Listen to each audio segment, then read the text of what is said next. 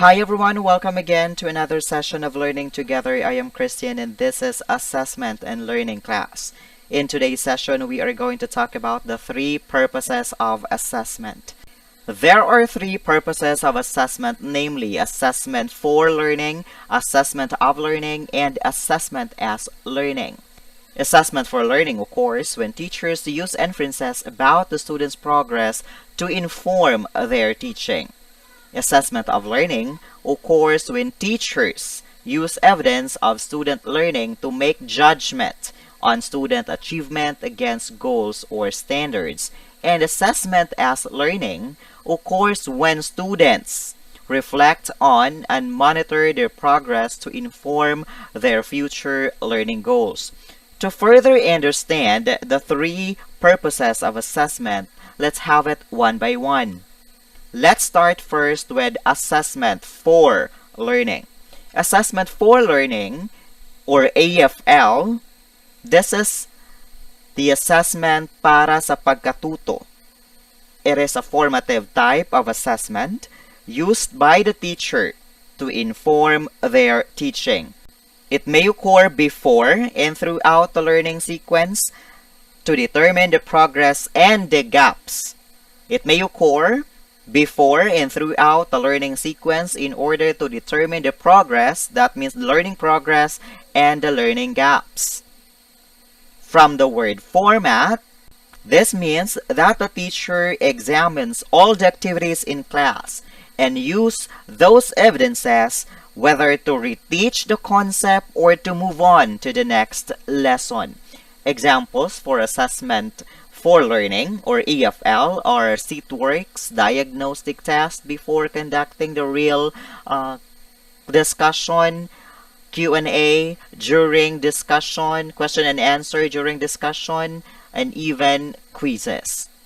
Ideally, assessment for learning results are recorded but not graded or not part of the grading. Basically, assessment for learning is done to improve the teaching and learning process.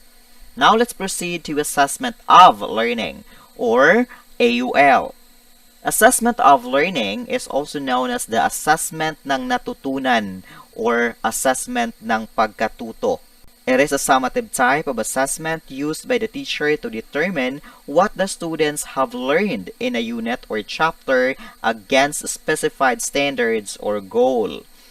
Assessment of learning is done at the end of every unit or chapter in order to certify the student's competence.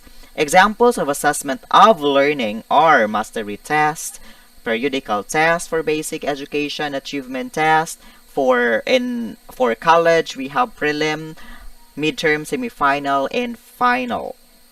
Assessment of learning are assessments for grading purposes, and these types of assessments are usually the one being reported. Now let's go to assessment as learning, or ASL. This is assessment bilang pagkatuto. This is what we call self-assessment. This is also formative in nature, wherein the students are given the opportunity to monitor and critically reflect their own learning and prepare the necessary adjustments for their learning.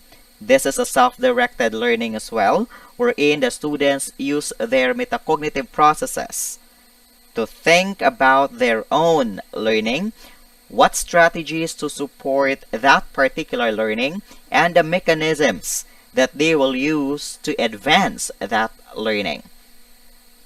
Examples of assessment as learning are reflective journals, reflections, insights.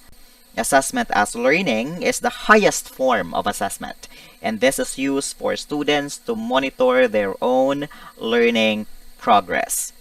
Now, to sum up the three purposes of assessment, we have assessment for learning, or AFL. This is done by the teacher formatively to improve teaching and learning process.